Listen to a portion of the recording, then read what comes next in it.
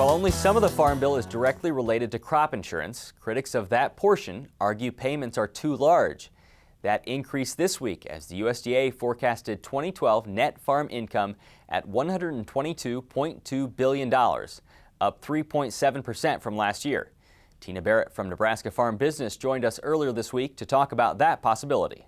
I think it's possible. I think there's several factors that could hold that. Crop insurance is certainly going to help because we're going to see some yield loss. But if you just do a quick little math, if we were doing, you were expecting 200 bushels in the spring, and we thought we were going to get $6 for it, and you end up with 75% crop insurance, and you end up with 150 bushels at $8. It comes out at about exactly the same. So, we could end up with the same amount of gross income that we were expecting in the spring, even though everything has changed since then. And that's one of the things that opponents of crop insurance have to bring to the forefront. They say that farmers are going to make out okay, even in a drought year. Yeah. Is that a fair comparison or a fair argument? Yeah, I hope the point of crop insurance is that they come out okay in a bad year, because that's why they spend the money that they do and the premiums year after year. Maybe making a profit wasn't the point, but there's so many things that go into this. The price protection and the price increase over the year was something that we couldn't have predicted, and had that not happened, we wouldn't even be close to seeing that profit in there. So it's as much a factor of the yield protection from crop insurance, but also the fact that prices are just gone up, just like it does in any year. The farmers you work with, do most of them have crop insurance or irrigation?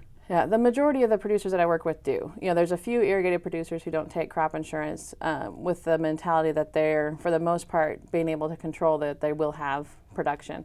There are a few dryland producers who don't take it as well.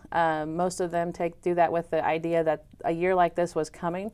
But if they can spread that out over 10 years, what they save in premiums will offset the loss that they see this year. So they have been basically self-insuring, and are a healthy enough financial position that they're not being required to take crop insurance by a bank. And it may be that they take it the next year because they can't stand 2 years in a row like that. What about the input costs that these farmers face, whether it be fertilizer or the irrigation itself? Yeah, we certainly saw input prices increase as far as seed and fertilizer went for 2012.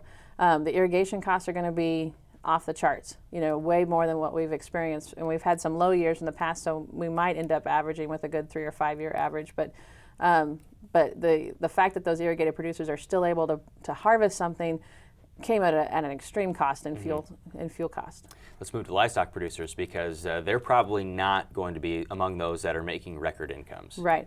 And I think they're going to be the proof of what crop insurance has done to support the crop side of things, because they're dealing with extremely high feed costs now, and with the potential of being very short on feed availability.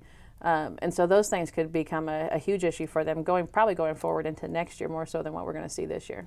Looking at Nebraska and the irrigation in Nebraska probably has a benefit that not many other states have, in that they can produce a lot with a lot of irrigation. Not many other states can do that. Right, and as I talk with people, my colleagues around the Midwest, we think about things that we're still going to have that other states won't. We're still going to be able to have crop to sell. We're going to have feed to give to the cattle. It's going to be more expensive. We're going to have ethanol byproducts because we're going to have the crop to do things with.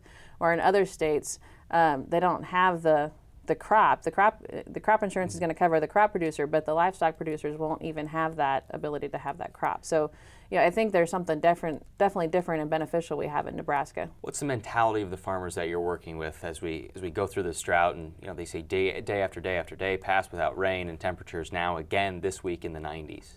I think, in all my years, I've seen very low prices and farmers be optimistic through that. And we've seen increases in input costs, and they can still be optimistic in that.